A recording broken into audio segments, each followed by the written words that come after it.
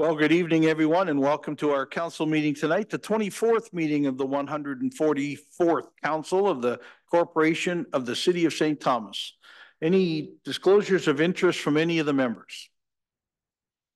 Seeing none, we'll go to minutes. I have a motion that the minutes of the meeting held on June the 3rd, 2024 be confirmed. Moved by Councillor Herbert, second by Councillor Baldwin-Sands. Questions, comments, or additions? Seeing none, all those in favor? Any opposed? That's carried. Council will now resolve itself into committee of the whole to deal with the following business. First committee is strategic direction and development. First item is the City of St. Thomas Growth Analysis Study. I have a motion that report PD 1824 relating to the City of St. Thomas Growth Analysis Study be received for information, and further the council adopt the report Growth Analysis Study City of St. Thomas dated April 2024 and prepared by Watson and Associates Economists Limited as attached to report PD 1824. Moved by Councillor Baldwin-Sands, seconded by Councillor Peters. Right, and we're going to go into a report from Watson and Associates, and I think we have Adam Fisher from Watson and Associates with us tonight. Good evening, everyone. And you're up. Okay, perfect. I will share my screen now.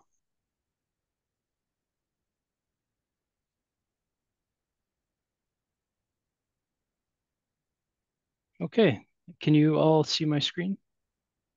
I can. Perfect. Okay, thank you very much, everyone, for having us here tonight. This has been a really interesting study for us to undertake, and really excited to be able to discuss the results of this today. And it's been a long time coming. So, with further ado, I will jump into this. Oh, actually, I should say my name is Adam Fisher from Watson Associates. I'm a manager, and I'm joined with Jamie Cook, my colleague, who's a managing partner at the firm as well. So just as an introduction to the study, we've done an assessment of the economic impacts associated with the development of the Volkswagen electric vehicle battery plant that's slated to be located within St. Thomas. We know that the production is anticipated to begin in 2027, and it will be the largest Volkswagen plant in North America and expected to employ roughly 3,000 people. So this analysis in one part is really assessing the impacts of that plant locally within the City of St. Thomas, as well as the growth implications within the broader commuter shed. And we'll discuss what that commuter shed is in some coming slides. And as part of this, we're not only looking at the 3,000 jobs that are associated with the plant directly, but also looking at the indirect and induced employment that would also be associated with that plant. And so that's one piece of this analysis, and the other piece is really just looking at the general macroeconomic conditions that have been influencing St. Thomas in the broader area, regardless of the Volkswagen plant. I have a slide that we'll look at in the coming slides that really speaks to this changing growth context that's been occurring within the region, regardless of this Volkswagen announcement. And so really trying to look at both of those factors combined to assess the long-term growth potential for the city. And as part of that, we've done a population forecast by age. We've looked at labor force participation rates by age, households, and the number of persons per unit in those households, and various other demographic factors to influence the forecast. And so just starting off with a couple background slides on the EV cell battery plant itself and our assumptions. So as we know, the Volkswagen plant is expected to be around 15 million square feet on 152 hectare property. So the mega site within the city is about 460 hectares. So this site will, of course, take up a pretty substantial component of that land area.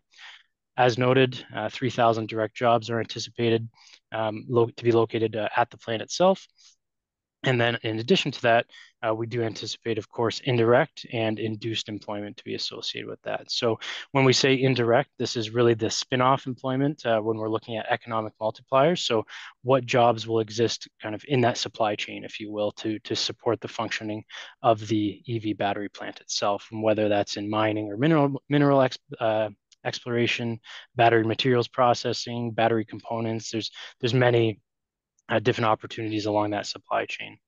And then furthermore, when we look at induced employment, we're talking really more about the jobs that will exist to support the consumption of those individuals and jobs associated with the plant itself. So in the commercial sector, perhaps in a retail job to be able to support that growing population that's associated with the plant, that will also generate jobs from an induced standpoint.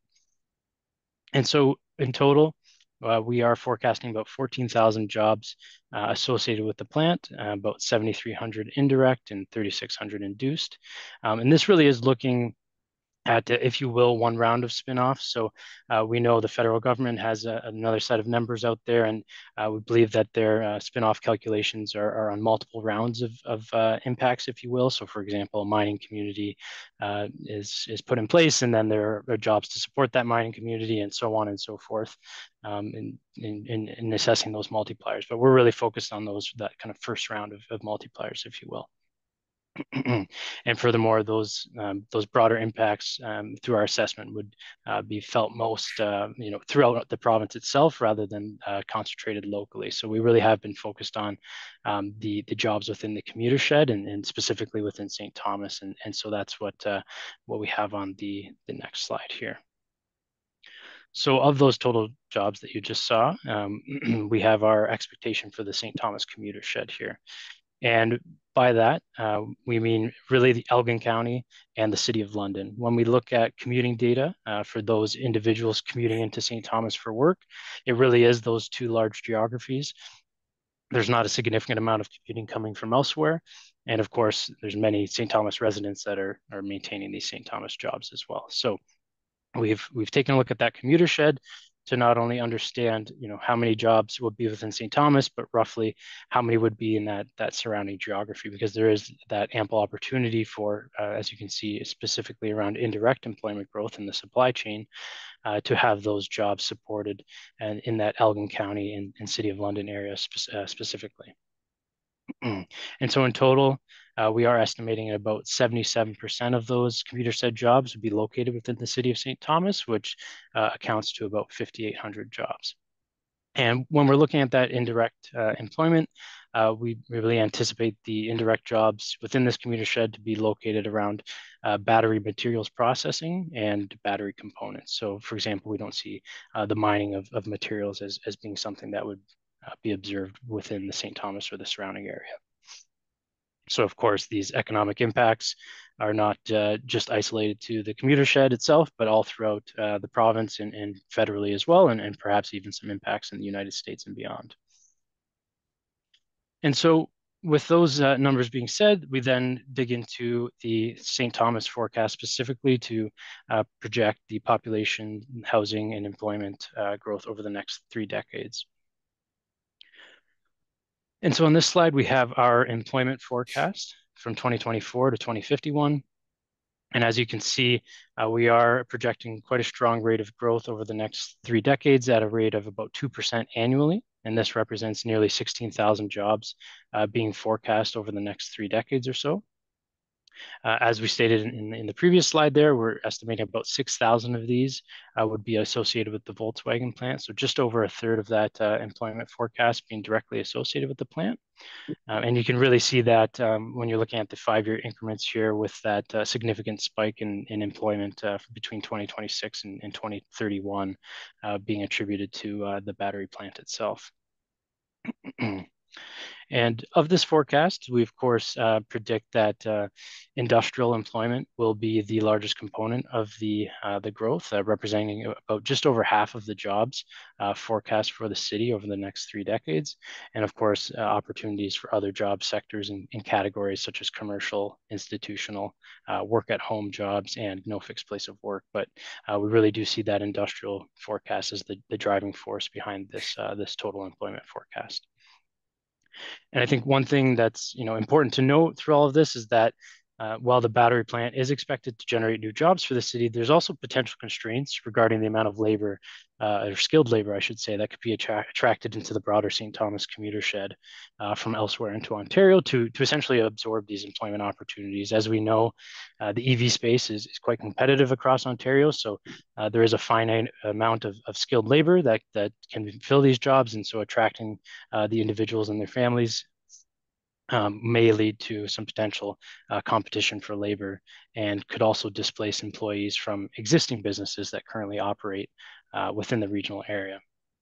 And similar to that labor consideration, population and housing growth, which we'll get into in a second here, will also not just be solely achieved through new families migrating into St. Thomas. So one consideration that we look at here is that many of these jobs, or at least some of these jobs, would be retained by residents who already live and work within St. Thomas or the commuter shed, and accordingly wouldn't generate additional demands beyond existing conditions in that sense. So when we look at this job forecast for the city, we then have to understand what those commuting patterns might look like and where this labor may reside. And so getting back to that idea of the commuter shed here, you can see the Elgin County highlighted here in light blue and City of London in the green color, really representing those two largest draws for commuters into the city as of 2021. As you can see, the City of St. Thomas, about just over half of the jobs located within the city are held by St. Thomas residents, so a strong live-work ratio, as we call it. And then, as you can see, the City of London represents that next largest commuter pool at 17%, and the municipality of Central Elgin at 11%. And then you can see it's relatively dispersed after that. So we really need to understand these commuting patterns to help inform the population and housing growth that is anticipated directly within St. Thomas. And so one of the things we look at when conducting these population forecasts for reference is the Ministry of Finance. And so they produce annual forecasts for all census divisions across Ontario. And what's really interesting here is just how significantly, how much significant change the ministry's been projecting over the last 4 years. And so what I've put on the screen here is a forecast from 2019 in the light blue, and the turquoise 2021, and then the green 2023. And what you can see is some substantial upward shifts in that growth outlook. So in a matter of 4 years, the Ministry of Finance has more than quadrupled or almost quadrupled its population forecast for the Elgin Census Division, which of course includes St. Thomas. And so this most recent forecast in the 2023 represents a growth rate of about 1.5%. So again, continuing to increase year over year. But we don't believe that these Ministry of Finance forecasts were considering the impacts of the Volkswagen plant as the timing of the announcement with those releases. So we'll see in 2024 how that might shift, but certainly interesting to see, just generally speaking, that again, that macroeconomic context and how things have been changing for St. Thomas and in the surrounding area outside of the Volkswagen plant. And so here we have our forecast. And in the dark blue, the 2024 forecast, and we're comparing it to work we recently completed 2 years ago. So we went back and took another look at the growth outlook now that the Volkswagen plant has been announced, to understand the impacts associated with that, and then also understand these shifting macroeconomic conditions that are driving growth in the surrounding area. So as you can see, we've had quite an increase to the growth forecast here. Now projecting about 35,500 new people in St. Thomas over the 30-year period, which represents a growth rate of 2%. So even stronger than that 1.5% growth rate that's been projected by the Ministry of Finance. So we are showing a considerably strong outlook here, and this would really suggest St. Thomas is one of the fast growing municipalities in the province. And as you can see, population is projected to really increase from 26 to 2031 in relation to that Volkswagen construction. But as I said earlier, really the population here is considerate of not only the impacts of the Volkswagen plant, but also the general macroeconomic conditions that are continuing to improve for the area and continuing to generate population and growth pressures. And when we look at this from a housing perspective, you can see that on the left, we have the historical average. As you can see, about 220 units constructed annually within St. Thomas, and our forecast is at about 510, which is more than double that historical period. So we are again projecting a pretty strong increase in not only population employment but also housing activity over the forecast period. And so we're projecting about 15,000 jobs over that forecast period, and with, again, a pretty sizable spike between 26 and 2031, representing the impacts of the Volkswagen plant to a certain extent. And even after that period, we still are forecasting a higher level of housing growth that's sustained all the way to 2051, which is higher than historical periods observed. So overall, prolonged strong housing growth is expected for the city through this. And furthermore, we do still see strong demand for ground-oriented dwellings as part of this forecast, which would be your low singles and semi-detached, and medium density, which is townhomes, and then high density is apartments and secondary units. So we do see a particularly strong demand within that medium density townhome category, as many of the individuals or plan to work or forecast to work within the Volkswagen plant are typically within those family-bearing ages and would generate or a need for larger house sizes. So we are seeing that prolonged demand for low and medium housing over the forecast period. And so with the forecast now completed in that regard, one of the pieces of this analysis was to understand the land associated with the employment area need to 2051. And so on this slide here, we break down the land needs or the employment area land needs for the city to 2051. So on the first bubble, you can see we have the jobs that are forecast on vacant lands. So we take the overall employment forecast. We then assess the jobs that are typically located within employment areas, which is your more industrial type jobs, assuming that some of these jobs will be located on existing developed lands. So, they might be accommodated through redevelopment, expansions, additions. And so we have to, plan for that occurrence. And then with that, we get 7,500 jobs forecast on vacant lands. And when we convert that to a land mass, that generates about 480 hectares of gross land in terms of demand for employment. And that's using a job density of about 16 jobs per gross hectare. And these densities are based on the largely the assumed densities associated with the mega site within the Volkswagen plant itself, as well as the spin-off indirect employment forecast on the mega site. So with that demand of 480, we then take a look at the supply. And so combined with the mega site itself, as well as the other remaining vacant sites, employment area sites, in the city, we are estimating about a supply of 460 gross hectares.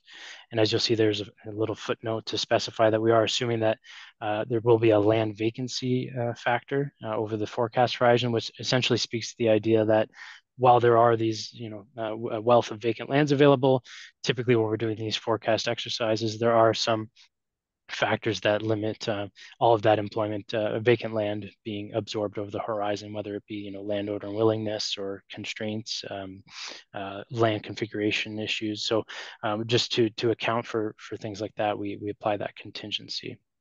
And so all in all, what that results in is a 20 hectare shortfall of employment land that's forecast by 2051. And so this would imply that the city would have to designate additional urban employment lands to accommodate that growth over the forecast period. And this can be a slow process, so it's important that the city is proactive to accommodate this demand. And as an immediate next step, the city should initiate a process of identifying additional employment lands to ensure that it's well positioned to accommodate demand within a broad range of sectors and development types.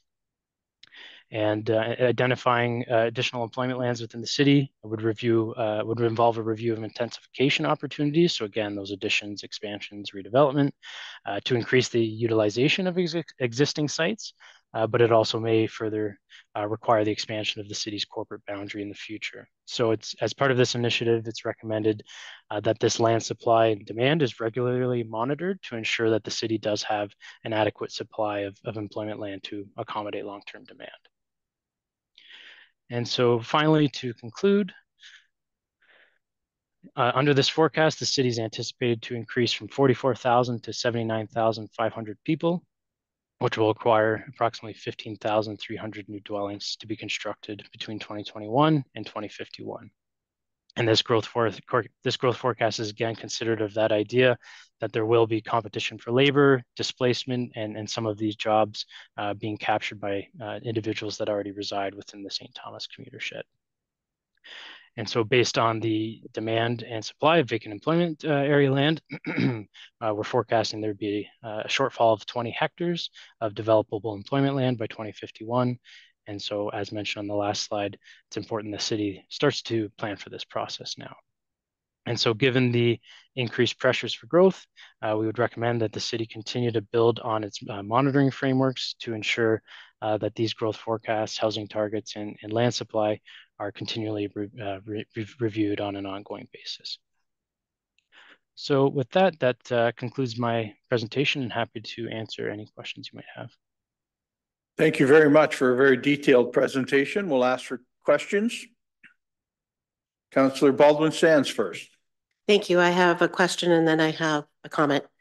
First of all, thank you very much for this report. It is truly appreciated. I appreciate the intensification that you brought in this report. And it shows us how much we need as a council to roll up our sleeves to accommodate that strong growth and that shift towards greater growth growing in the future.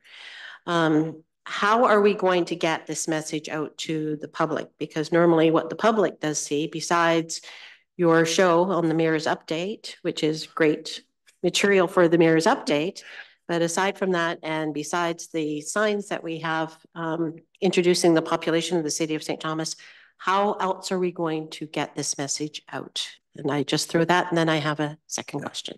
If I could start, certainly as much as we can from a social media point of view and on our website, but we have a transportation master plan process now in place. We think that's another great place to talk about why we're looking at a transportation master plan, because of the growth and the numbers that we see on the screen here. We have our official plan process going on right now too, which we think there's a number of touches of the public in public meetings and such as we move more forward, if I can say it that way, on the official plan. And after that, I think that's a lot of communication, but we'll certainly, Lou, do you have more? Yes, through you, Your Worship. No, that's a great question. There are going to be ongoing opportunities for public engagement and public interaction in terms of communicating this out there. We will be posting this immediately on our website if it's not already there. But this is one of the foundation studies that that's gonna inform and feed additional studies that will be part of our official plan update and our official plan review. So there will be communication about these numbers and what we need to do to address our liens. The next study that this will trigger will be a residential land needs study, and that's going to be that's starting right now. So this will help inform that, and as Your Worship mentioned, this will inform the transportation master plan that's currently underway, as well as some additional foundational studies, commercial and retail studies, things of that nature. So this will be communicated. So very, very, very good question. So there will be multiple opportunities for engagement and communication of these reports going forward. Follow up? A little bit different. Okay. This is a really great news story. And again, I thank you very much for the report. My question I'm going to throw to Councillor Peters. I'm hoping that he will provide, when was the last time historically we've had this unprecedented growth in the city of St. Thomas? And what comes to mind is Millersburg working with the West and coming together. But as a community, Have we ever seen this type of rapid growth before in the history of the city of St. Thomas? And would appreciate Councillor Peters' comments. Thank you. Thanks, Worship. My only comparison would be between 1871 and 1881. When the railways came to St. Thomas, the population in 1871 was about 1,800 people, and by 1881 it was 10,000 people. So we saw a tremendous boom in both commercial and residential as a result of the railways. So I guess 150 years ago would be your answer. History's repeating itself. Councillor Peters, I think you were next, and then Councillor Clark. Thanks, Worship. I'll ask my first question and then I'll make some comment. So when we talk about the vacant employment land area needs, and we talk that we're 20 hectares short, are all of those lands, the 460 hectares of land, is all that land that is needed currently within the municipal boundaries of St. Thomas? Through the chair, excuse me, through the chair. Yeah, this 400 sorry. Go ahead. Oh, thank you, sir. Yeah, all 460 is located currently within the corporate boundary of St. Thomas. A majority is within the mega site. It's a coincidental number there, the mega site being 460 hectares. There are some additional vacant employment lands outside of the mega site itself, but not a significant amount. But yes, all within the corporate boundary. Okay, thanks. This a comment, and I'm going to throw this or pass this on to Michael. In the report, it says there's no financial implications associated with council adopting this report. That's fine, but there are financial implications weaved all through this report. They're weaved through a transportation master plan, an official plan, a land need study, a commercial study. And to me, one of the components that we're missing going forward, and I think we need to bring all this together, is what is the financial plan going to be for the city to deal with all these things? How are we gonna pay for it?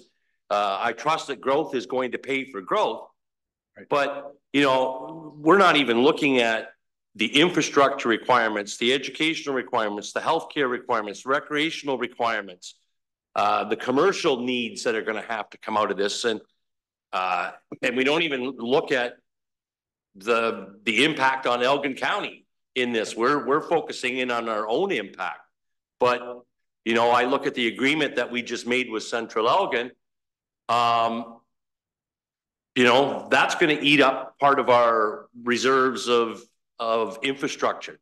So at what point, Michael, do we pull this all together and start to lay out what is the financial plan going to be to pay for all of this and start to plan for all of these things? Because we're getting a pretty good idea of when things are going to ramp up.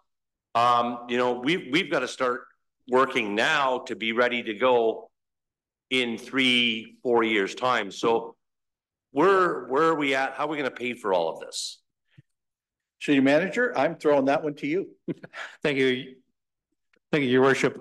So in 2 weeks' time tonight, you'll be seeing a strategic action plan, which is a kind of a follow-up to our strategic plan. And we're actually just going through that now. So it's kind of topical that you would ask.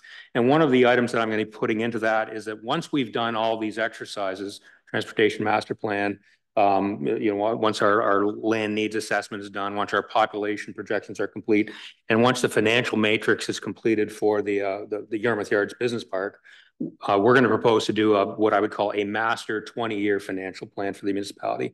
And what that will show you is what your available cash resources over a 20-year period, what inputs you have, and then what projected expenses do we see based on those plans, and then what's left over. And then what's that left over? That'll help with some larger capital plans around recreational services, housing, things like that. So I would say stay tuned, and in 2 weeks' time, you'll see a recommendation in that action plan for a larger financial plan. Councillor Clark. Thank you. My question is for the city planner. I'm just wondering, with this information and I know we're working on a residential land use study.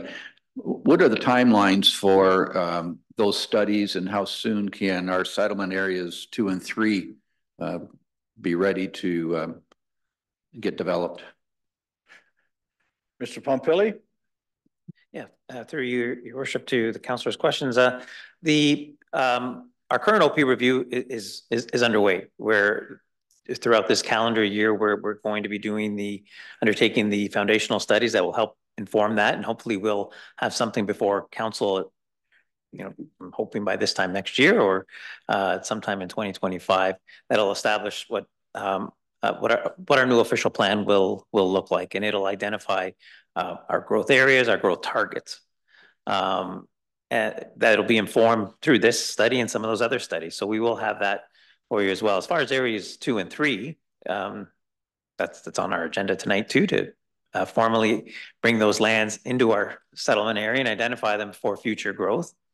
And at that point, at any time from that point forward, the city or private developer who may have an interest in that can plan for those, because those areas would have to go through some sort of a secondary plan or area planning study to identify what the appropriate growth opportunities are, the connectivity from that area, from a servicing perspective, roads perspective, trails perspective.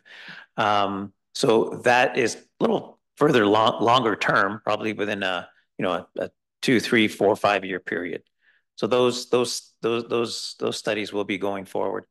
We also have opportunities within our current boundaries, some prime intensification areas that can accommodate some of the anticipated growth that we'll have. Our official plan will identify that, but those areas there are other areas available within the city that can accommodate growth through infill and intensification.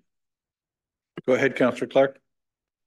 Oh, thank you. Yeah, that was my concern. If we're going to have to double the number of housing starts that we've been doing a good job with a lot of growth, but if we're going to have to double that, and we're looking at these large settlement areas 2 and 3, 3 and 4 years out, we're going to have to do a heck of a lot of infill and a heck of a lot of brownfield reclamation and things like that. So again, I look forward to our meeting in a couple of weeks.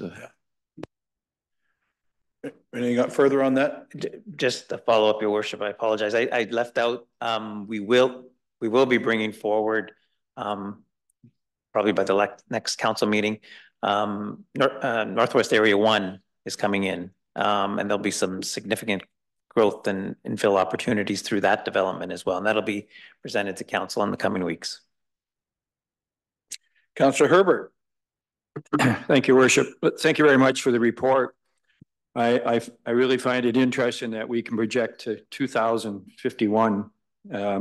There's a lot of assumptions that have to take place when you do that. But anyway, I got a couple of questions. Some have been answered. I'd like to go back to your chart. I have it as figure ES1 on mine. When you talk about direct employment and primary commuter shed, it says City of St. Thomas will be supplying 3,000 jobs. And it says 100%, if I read that correct, 3,000 jobs. How can you assume that the residents of St. Thomas will all want to work at the Volkswagen plant? I mean, are there new people coming into the city? Is that the idea when you suggest that 3,000 will be filled by the City of St. Thomas? That's my first question. Through the chair, yes. So this 3,000 really represents the number of jobs that will be located within the Volkswagen site, right? So they've put out an estimate that they're assuming 3,000 jobs will be located and functioning within the plant itself. So we're assuming that those 3,000 jobs will be located within St. Thomas as the site's located within the city. But we're not suggesting all 3,000 of those jobs would be held by St. Thomas residents. That's there is some commuting assumptions going on there to say that some of these will be held by St. Thomas residents, but others, City of London, the rest of Elgin County, and so on. Okay, thank you. Follow up. So can I assume personally that there'll be a review of this plan in 3 years or 5 years to see just where we're at with your numbers that you presented to us? Adam, I don't want to put you on that spot. I'll ask Lou from our planning department how often we'll review this. Yeah, no, we will definitely have to put a plan in place to continually monitor and monitor growth, monitor these expectations. We're required every 5 years to update our official plan, do an official plan update. Usually as part of that process, we go through these exercises, but as a community, especially with the types of growth that we're anticipating, I think we're going to have to develop some more of a sophisticated monitoring framework in order to make sure that we stay on track. Okay, thank you. Follow up again. Sure. I don't know how you can say that it's not going to be financial implications for the city, because when you're expanding our services and recreational. I think Councilor Peters mentioned it. So it's, down the road, it's going to cost us a lot more money if we continue to spend like we do. And I'll just give my fourth question there when we talk about housing. Do we have the builders in St. Thomas that can build all these houses? I mean, do we know that? So they're going up all around the city right now, but I'm more worried about the financial implications for us. So that would be my. Well, I'll let the city manager answer that. He kind of has, saying we've got to look at this from a strategic point of view as many years out as we can look at it. The spending will go with what we decide as a council needs to be added with the growth. We've been calling this smart growth for the last 5 years. Now we've got a plethora of more information that will help us plan the next 5 and 10 and 15. So, city manager. Through you, Your Worship, and consistent to what I just said, there are a number of other components to financing growth. There'll be a development charge background study and a new development charge bylaw. We talked today about a new water and wastewater rate study. There's obviously an annual budget and a capital plan. So there's a lot of components. And I think what I was saying is that something I did in a past role to try to sew all that together for a longer term 20-year projection. So that's something that I'm hoping we'll be chatting about this as a management team later this week. One of the things I'm going to put forward to do that, but it'll have to be informed by a lot of these other studies that I just talked about. Further questions or comments on the report? Councillor Wookie, I see your hand. Thanks very much, Your Worship. Just a couple of comments. First of all, I appreciate that the Watson and Associates did not get too aggressive on the multiplier effect that they were using on this, because as Adam said, it disperses across the province and it's very hard to identify geographically where that's going to benefit. So I really appreciated that in those first numbers. And secondly, I trust that this report will be available for the Parks Master Plan, because whenever I hear intensification, I think of more park space, more trails, of course, as everybody knows. So those are just a few of my comments. Thanks very much, Your Worship. And I thought we'd hear that from you, Councillor Wookie. Thank you for filling my wish. Yes, all of these, every piece, it's all moving parts that have to be planned. So I'm glad we're right at the middle of a strategic plan analysis of our own too. Further questions, comments? Councillor Herbert? Yeah, sorry, just to follow up to Councillor Wookie there. Will we be able to get a copy of this report personally? It's available on our website now, I believe. No, but on a paper form, if that's possible. If it's not, that's fine. But I thought Councillor Herbert had a printer at home. No. City manager, would you take a look and see how we can help those people that need a copy of this report? I was going to say Elder Abuse Day, yes. Certainly, Your Worship. Yeah. Yeah. So yes, we will make sure that those that need a copy, including the mayor, will get one, because I like to take notes on the paper copy too. Further questions or comments? Well, Adam and Jamie, I'm sorry we didn't really get to hear from you much tonight, but that just means you did thorough work that didn't need to be questioned. So thank you very much for a very detailed report. And it's been a little bit of waiting to see what we were going to hear. thank you for putting it in this much detail. And we'll be sure to get back to you should we have any further questions about it. Sounds great. And thank you again for the opportunity. Like I said, really, really interesting study to work on. So very happy to have the opportunity. Thank you. That means council, since we've had comments, all those in favor of the report, are there any opposed to it? No, passes. Thank you.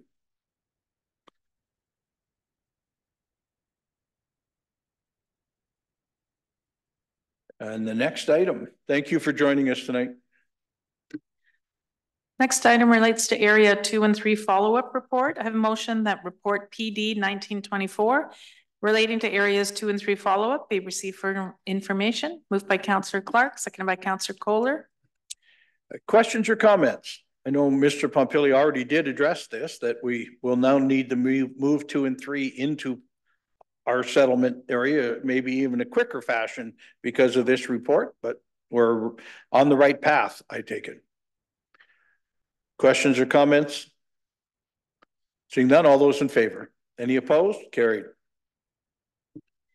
Next item is notice of a public meeting to take place on June 13th at 10 a.m. by Zoom.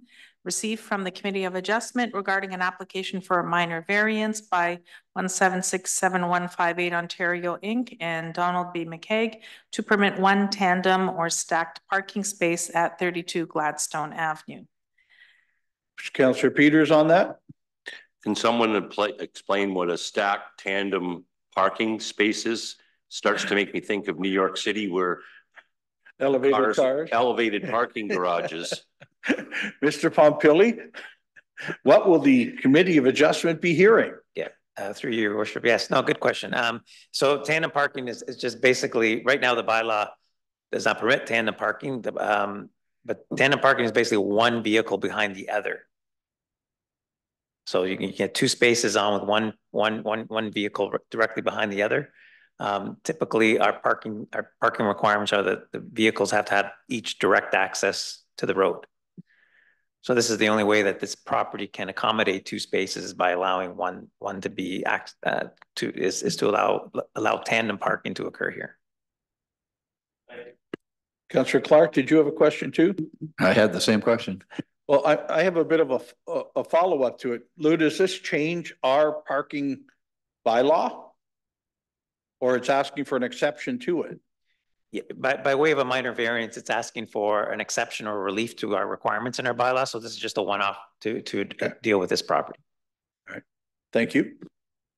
Further questions, Councillor Herbert? Thank you, Worship. I don't know why I look to this side. I know. So when you're saying it's a one-off, what if 5 neighbors decide they want to do tandem parking? Is that going to be allowed? Through your worship, by following the same process. So they would have to make an application to also apply for relief to the bylaw to permit tandem parking. And it's something that, like, looking forward, at some point the city is going to have to look at its parking policies, our parking regulations, and because it is in need of a review and in need of an update. We're growing and there's pressures for infill and intensification, some of them mandated down by the province, as you know, allowing new units as of right, and it does create issues for parking. So in some cases, to help in facilitating that, we may look at just allowing tandem as of right, tandem parking as of right citywide. I'm not advocating for that. I'm just saying it's something that we may need to look at going forward. Some municipalities do permit that. Currently ours doesn't, which is why in this instance, this applicant is going through the Committee of Adjustment process. Councillor Herbert, a follow-up? Yes, just a quick follow-up. I noticed driving around the city, I see people, they have one in their laneway and then they park one on the front lawn. Is that okay? Is that like tandem parking in a way? But no, sorry, your worship. No, that would be if they're parking in the front lawn, that's not in a parking space. That doesn't. Then that's front yard parking. Our current bylaws really only permit that 50% of your frontage can be used for parking. So if they're exceeding that, they're probably in violation of some of our parking regulations, but we act primarily on a complaint basis when it comes to that. So there are a lot of those situations throughout the city, throughout most urban areas. Councillor McCauley? Thank you very much. So I just Googled tandem stacked parking, and similar to the question that Councillor Peters has. So there's pictures of just what you described, but the stacked actually shows stacked. So this is not inferring that we will see, is it possible? Where we'll see multiple layers? Because as I said, when I Googled it, it does show multiple layers. So I just want to make sure I'm clear on what we're proposing. Is it what you described where they're closer together, or is there a possibility that there could be multiple layers? In this instance, they need to provide one additional space. So the only opportunity for them to provide that space is to permit it in tandem. So and typically that's in front of an existing garage or in front of the dwelling unit. So depending on the depth of that driveway, in this instance, you're really only going to get the 2 spaces. But if it was a full laneway, you could probably do it you could probably stack more vehicles. Mr. Pompili, before you leave, you did mention that we'll have to look at parking, as we'll have to look at about 50 other things we just saw from a report from Watson. When can council think we'll be able to look at this? No, good question, Your Worship. We can look at that. Council could direct us at any time to look at our bylaws. A lot of times, what triggers it are when we start to see a lot of these types of requests come forward, where right. Variances are being requested on numerous occasions to deal with the parking, very restrictive parking regulations. So council can direct staff to look at it at any time. Typically, though, I think without that direction, when we probably would look at it most likely is when we do our new zoning bylaw. Right. So once we adopt a new official plan, the follow-up for that we have within a year or 2 years then to update our zoning bylaw. And our zoning bylaw is in need of an update. So through that process, we most likely would look at it, barring any sort of direction to look at it separately prior to that right. time. So all I can say is we've had a conversation. Further questions or comments?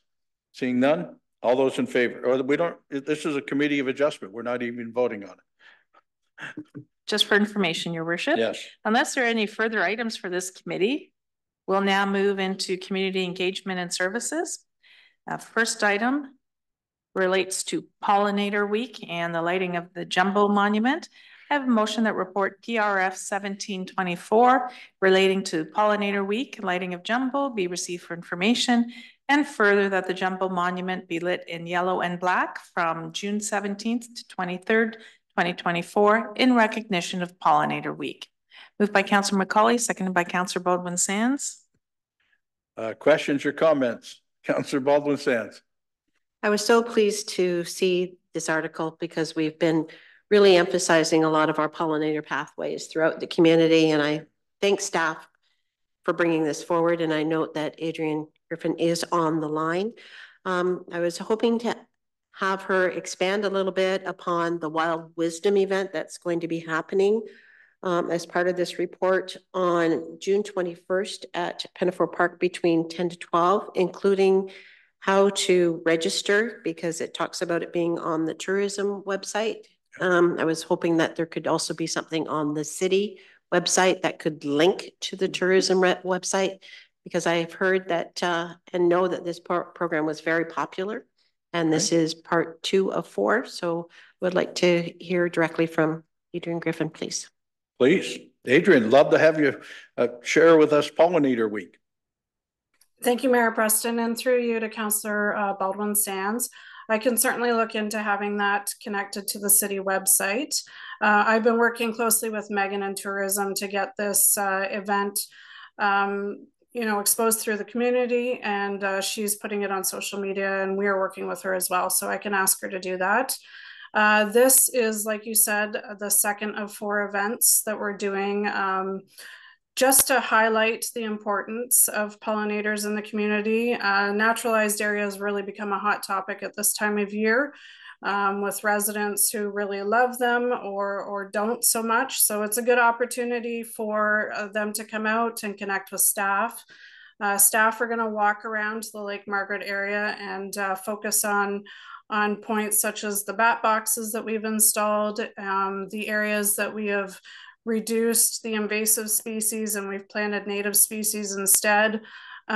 We've recently put out some turtle nest protectors, so they'll be able to see that. So a lot of the moving parts of Lake Margaret will be highlighted throughout that tour. And so that is on June 21st from 10 a.m. to 12 p.m.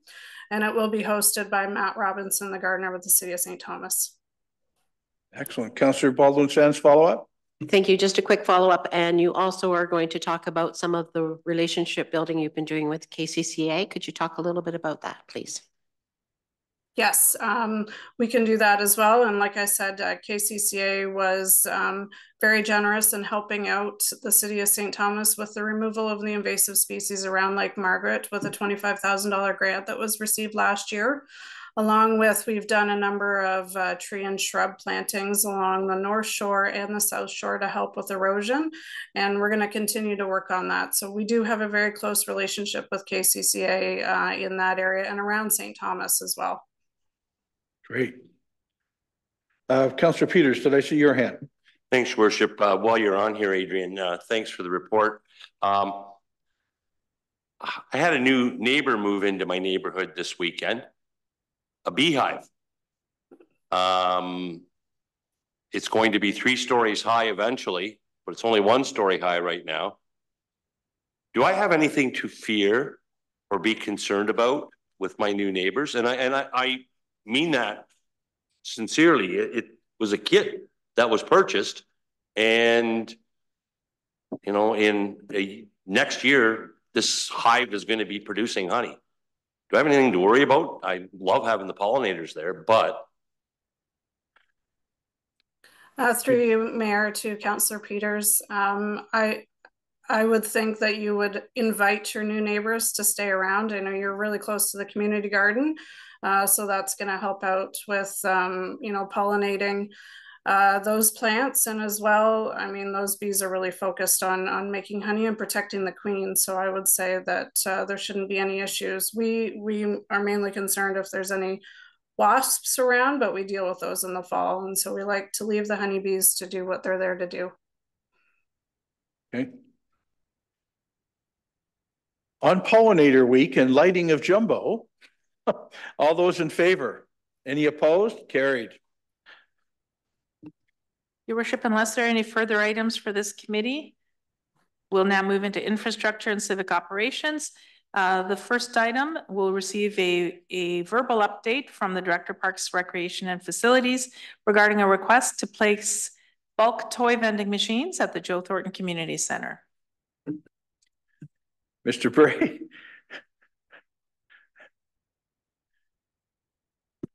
Thank you, Mayor Preston. Through you, Council will recall this was received, I believe, April 8th. This was also received by staff and myself, this request. We did previously, maybe 5 years ago plus, have this type of vending machine in the Joe Thornton Arena. And it was not a, shall I say, a welcome amenity by staff or parents. We have also canvassed primarily because of the garbage left behind, parents not being happy with their kids wanting to have something out of the machine almost every time they come into the facility. We also, out of interest, canvassed surrounding communities.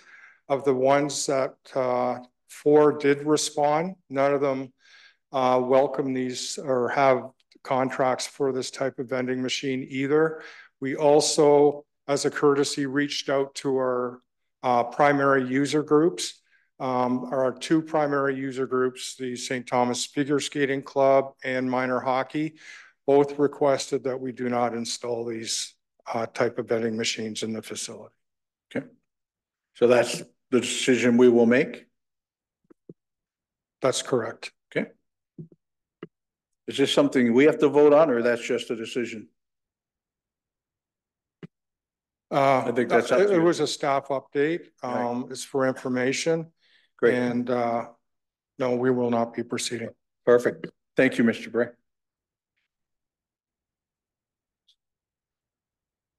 Next. Your worship, if there's no further items for infrastructure, I believe there may be one. There might be one. Councillor Clark? Two, actually. I just wondered if we could get an update on the use of the Wellington School property and also where we're at with the solar panels on the Joe Thornton roof. Okay. I'm going to turn it all over to Mr. Bray's getting up, so I'm saying he gets to answer some of it at least. Thank you, Mayor Preston, through you. The scope, St. Joe's is still proceeding with their final design. They changed the scope of the washrooms. They're supposed to be putting the tender out soon. We've been waiting on this, quite frankly, for a year for them to finalize the designs. Nothing has changed in their agreement with the corporation. Okay. And on the solar panels?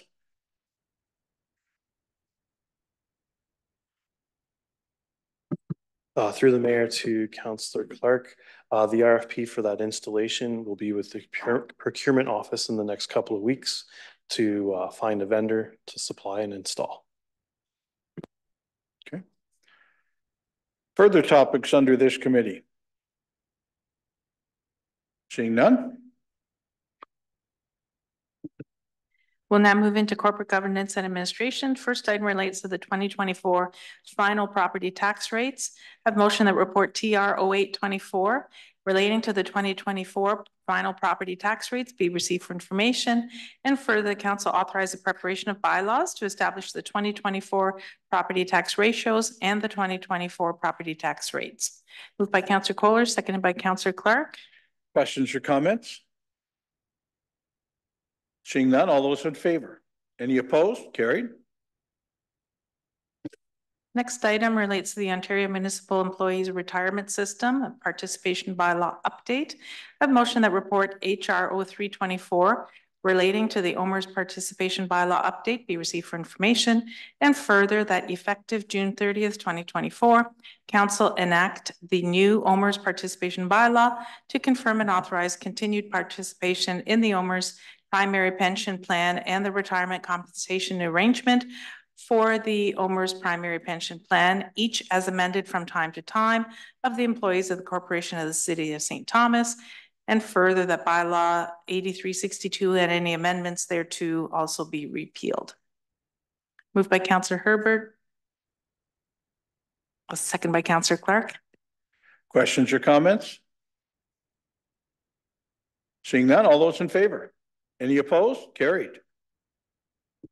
Your worship, unless there are any further items for this committee, council will now reconvene into regular session. I have a motion that the recommendations, directions, and actions of council and committee of the whole, as recorded in the minutes of this date, be confirmed, ratified, and adopted. Questions or comments? Sorry, moved by Councillor McCauley, seconded by Councillor Baldwin-Sands. Okay, I guess we should get it moved and seconded before I speak. Questions or comments? Seeing none, all those in favor? Any opposed? Carried. No reports of committees this evening. We now move into petitions and communications. First item is a request for a proclamation and flag raising from the Elgin County Drowning Prevention Coalition. I have a motion that the Council of the City of St. Thomas proclaim July 21st to 27th, 2024 as Drowning Prevention Week in the City of St. Thomas, and further that the Elgin County Drowning Prevention flag be flown at City Hall from July 21st to 27th, 2024. Moved by Councillor Baldwin-Sands, seconded by Councillor Clark. Questions or comments? Councillor Baldwin-Sands.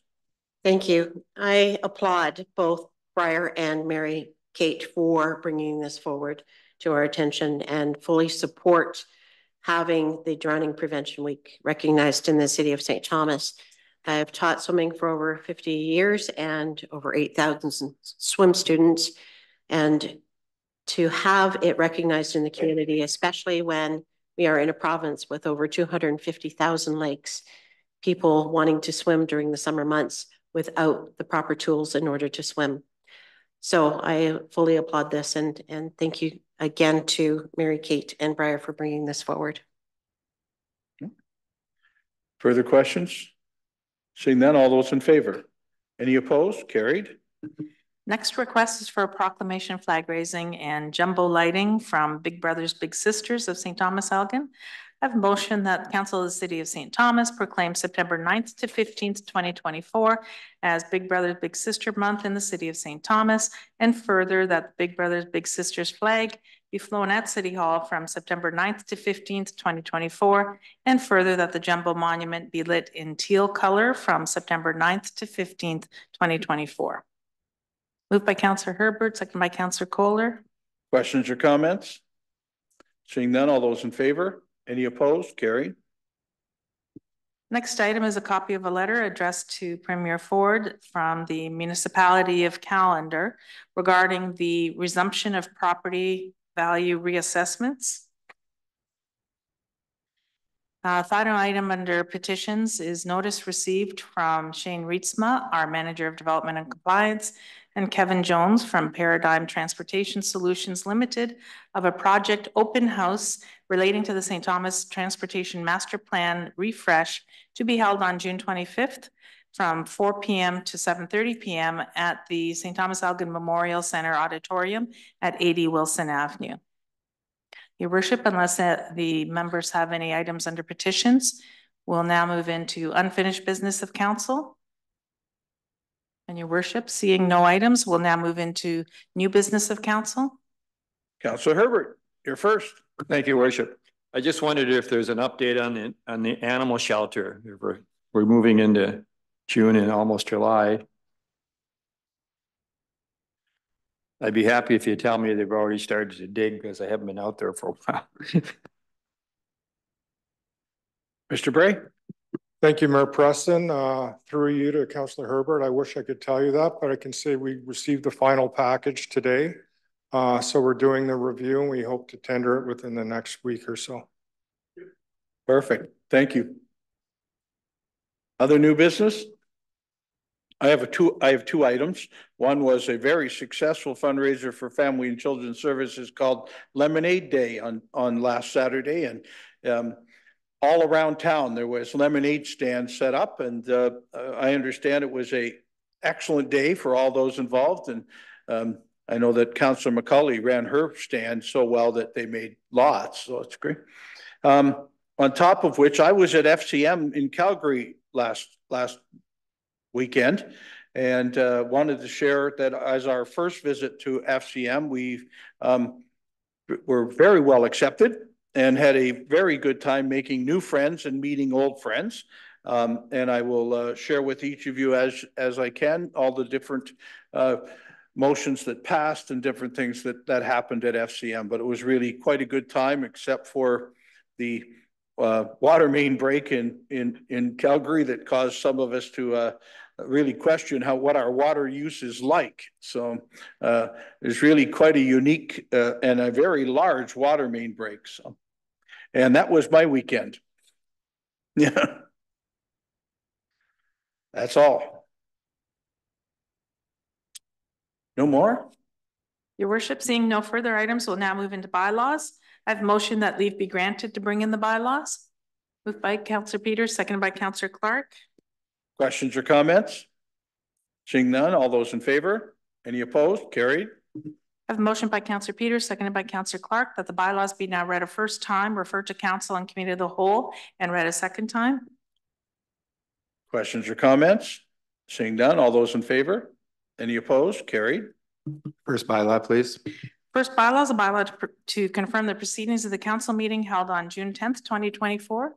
Questions or comments? Seeing none, all those in favor? That's carried. Next bylaw, please. Second bylaw is a bylaw to establish tax ratios for the year 2024. Questions or comments? Seeing none, all those in favor? That's carried. Next bylaw, please. Third bylaw is a bylaw to provide for the adoption of the estimates for municipal purposes for 2024, the adoption of tax rates for municipal business improvement area and education purposes for 2024, and further to provide for penalty and interest on payment of taxes in default. Questions or comments? Seeing none, all those in favor? That's carried. Next bylaw, please. Fourth bylaw is a bylaw to authorize the mayor and clerk to execute and affix the seal of the corporation to a certain agreement between the city and 1000592-435 Ontario Inc. This relates to a residential loan agreement under the Community Improvement Program for the property at 28 Southwick Street. Questions or comments? Seeing none, all those in favor? That's carried. Next bylaw, please. Fifth bylaw is a bylaw to authorize the mayor and clerk to execute and affix the seal of the corporation to a certain agreement between the city and 1000592-435 Ontario Inc. This relates to site plan file for 28 Southwick Street, conversion of the existing church to 29 residential apartment units. Questions or comments? Seeing none, all those in favor? That's carried. Next bylaw, please.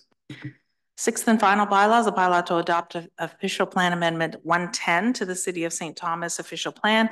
This is to implement recommendations contained in the addendum to the position for growth, planning justification report, and the population and household projections report. Questions or comments? Seeing none, all those in favor? That's carried. Your worship, I rise and report the successful passing of the 6 bylaws. All right. I have a motion by Councillor Peters, seconded by Councillor Clark, that the report of council and committee of the whole on the 6 bylaws be received and adopted. The same be read a third time, engrossed, signed by the mayor clerk, sealed and numbered. Questions or comments? Seeing none, all those in favor? Any opposed? Carried. Next order of business is public notice. Notice is hereby provided that administration intends to introduce a report at the July 15th, 2024 council meeting requesting approval of an unbudgeted operating budget expenditure relating to funding for a new housing stability supervisor position. No notices of motion. There is a need to move into closed session.